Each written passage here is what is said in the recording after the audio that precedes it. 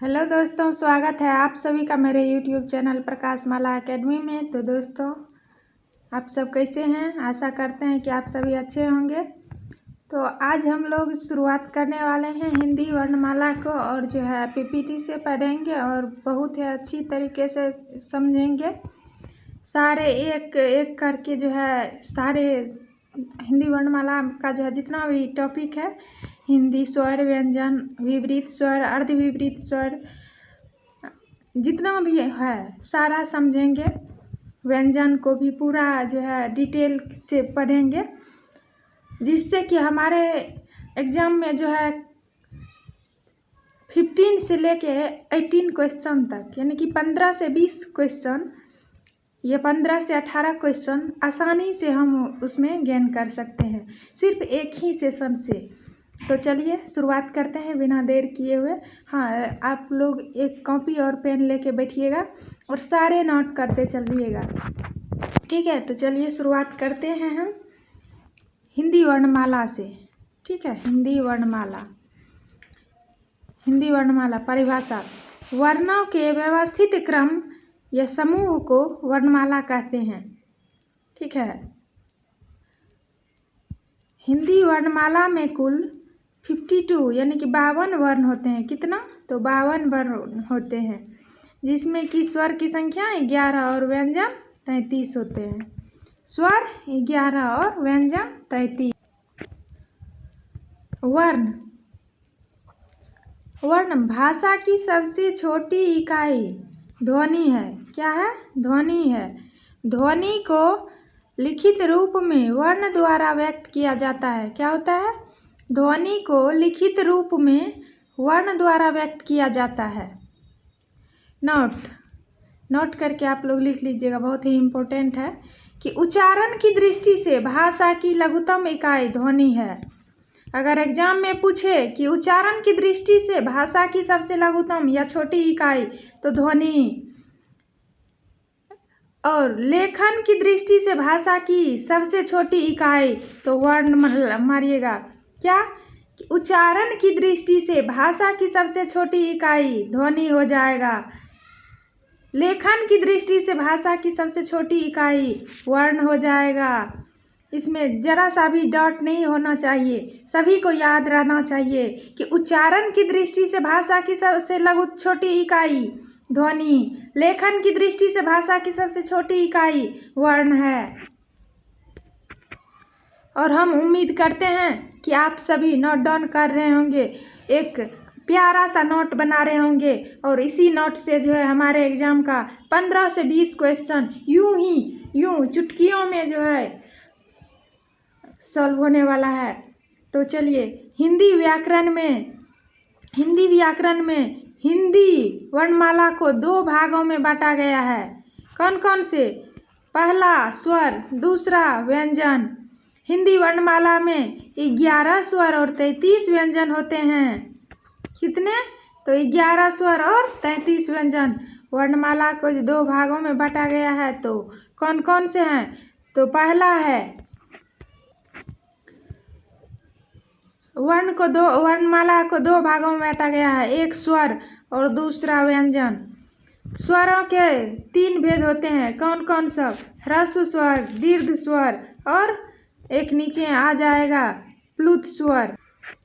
ये है प्लुत स्वर। और व्यंजन को भी 3 भागों में बांटा गया है। कौन कौन से? स्पर्श व्यंजन, अंतःस्थ व्यंजन और ऊष्म व्यंजन। कौन सा? स्पर्श व्यंजन, अंतःस्थ व्यंजन और ऊष्म व्यंजन। तो सबसे पहले हम स्वर का परिभाषा देख लेते हैं। स्वर वर्ण: जिस वर्ण के उच्चारण में किसी अन्य वर्ण की सहायता ना लेनी पड़े। क्या है? तो जिस वर्ण के उच्चारण में किसी अन्य वर्ण की सहायता ना लेनी पड़े, स्वर वर्ण कहते हैं। जैसे आ, ई, ऊ, री, ए, ऐ, ओ। ठीक है। स्वर के भेद: स्वर के 2 भेद होते हैं, ह्रस्व स्वर और दीर्घ स्वर। नोट: प्लुत स्वर संस्कृत में होते हैं, हिंदी में नहीं। ह्रस्व स्वर जिन स्वरों के उच्चारण में बहुत कम समय लगता है उन्हें ह्रस्व स्वर कहते हैं। क्या? जिन स्वरों के उच्चारण में बहुत कम समय लगता है उन्हें ह्रस्व स्वर कहते हैं।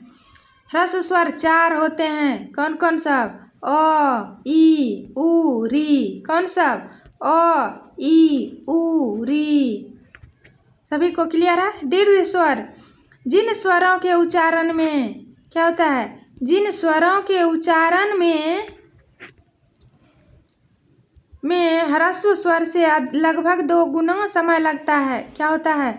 जिन स्वरों के उच्चारण में ह्रस्व स्वर से लगभग 2 गुना समय लगता है उन्हें हम दीर्घ स्वर कहते हैं। क्या कहते हैं? तो दीर्घ स्वर कहते हैं। किसे? तो जिन स्वरों के उच्चारण में ह्रस्व स्वर से लगभग 2 गुना समय लगता है उन्हें हम दीर्घ स्वर कहते हैं।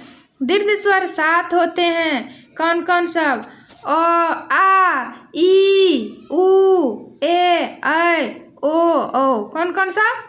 आ, ई, उ, ए, ऐ, ओ, औ। ठीक है, आप इससे जो है दीर्घ ई और दीर्घ उ भी हम पढ़ते हैं। ठीक है, सभी को क्लियर? यहाँ तक सभी को क्लियर है? नेक्स्ट चलते हैं हम नेक्स्ट पार्ट में। देखते हैं स्वरों का उच्चारण स्थान। क्या पढ़ेंगे अब? स्वरों का उच्चारण स्थान। स्वर उच्चारण स्थान। अ, आ का कहाँ से? कंठ से। ई, तालु। उ, ओष्ठ। री, मूर्धा। ए, ऐ, कंठ तालु। ए, ऐ, कंठ तालु।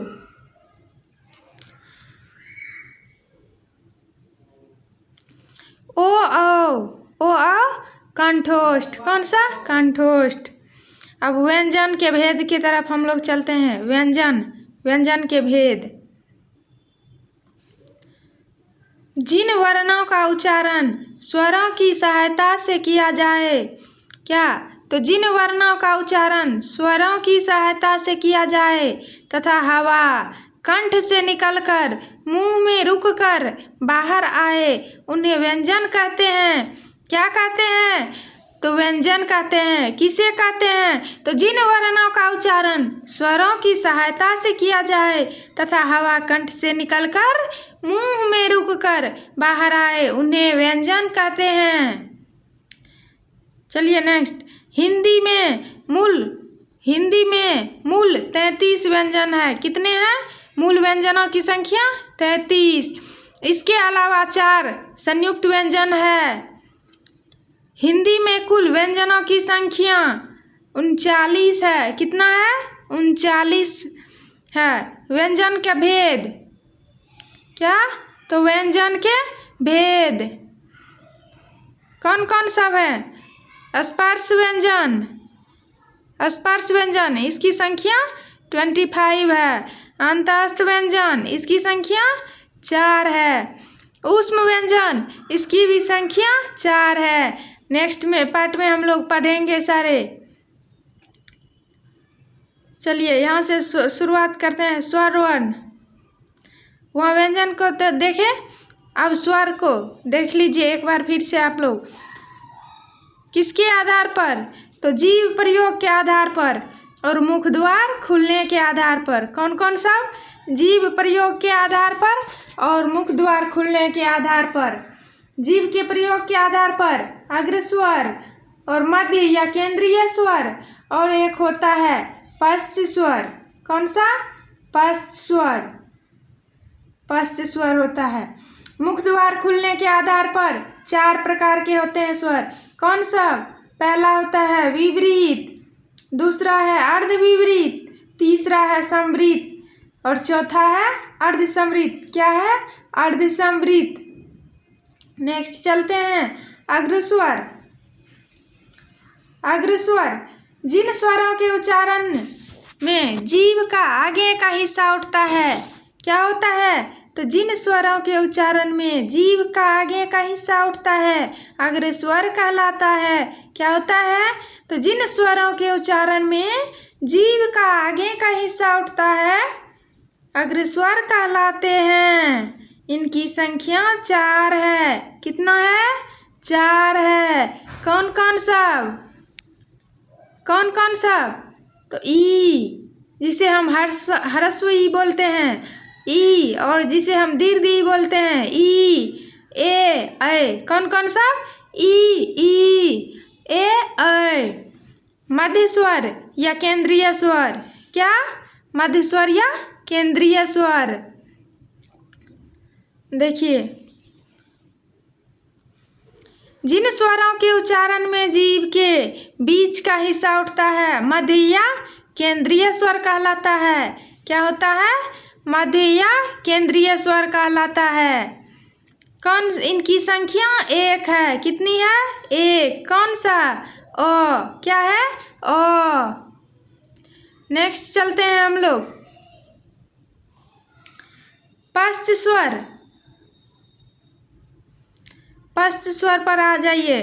जिन स्वरों के उच्चारण में जीभ का पीछे का हिस्सा उठता है पश्च स्वर कहलाते हैं। क्या होता है? जिन स्वरों के उच्चारण में जीभ का पीछे का हिस्सा उठता है पश्च स्वर कहलाते हैं। इनकी संख्या 5 है। कौन सब? आ, ऊ, ओ, ओ। क्या है? पश्च स्वर। क्या है? पश्च स्वर। नेक्स्ट चलते हैं। नेक्स्ट पार्ट में आज आप लोगों को जो है हम इतना अच्छा से समझा देंगे कि आपके एग्ज़ाम में इससे क्वेश्चन एक भी ना छूटने पाए। तो चलिए, मुख द्वार खुलने के आधार पर 4 प्रकार के। कौन से? मुख द्वार खुलने के आधार पर स्वर के कितने प्रकार? 4। कौन कौन सब? विपरीत। विपरीत को देख रहे हैं पहले सबसे। क्या है?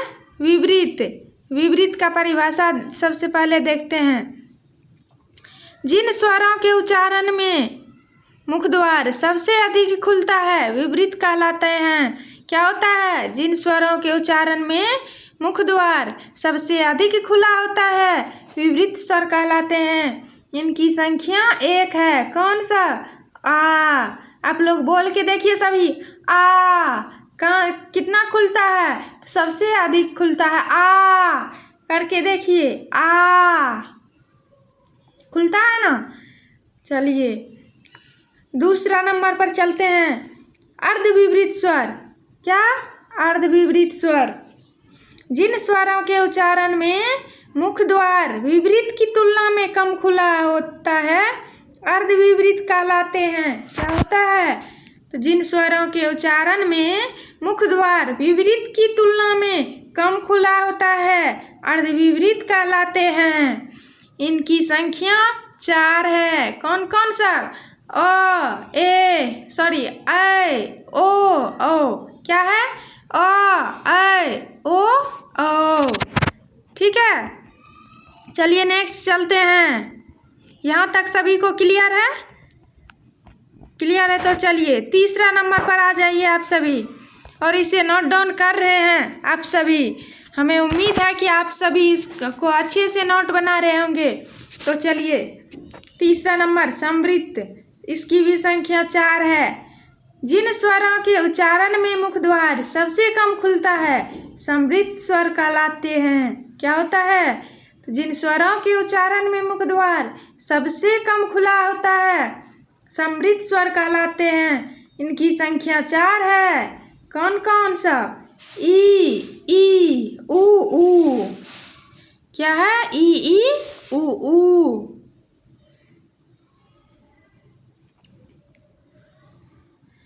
नेक्स्ट चलते हैं हम लोग। अर्धसमृद्ध स्वर। अर्धसमृद्ध पर आ जाइए। चौथा नंबर है अर्धसमृद्ध। जिन स्वरों के उच्चारण में मुख द्वार समृद्ध की तुलना में अधिक खुलता है अर्धसमृद्ध कहलाते हैं। क्या होता है? जिन स्वरों के उच्चारण में मुख द्वार समृद्ध की तुलना में अधिक खुलता है अर्ध समृद्ध कहलाता है। इनकी संख्या 2 है। कौन कौन सब? ए ओ। क्या है? ए ओ। नेक्स्ट चलिए,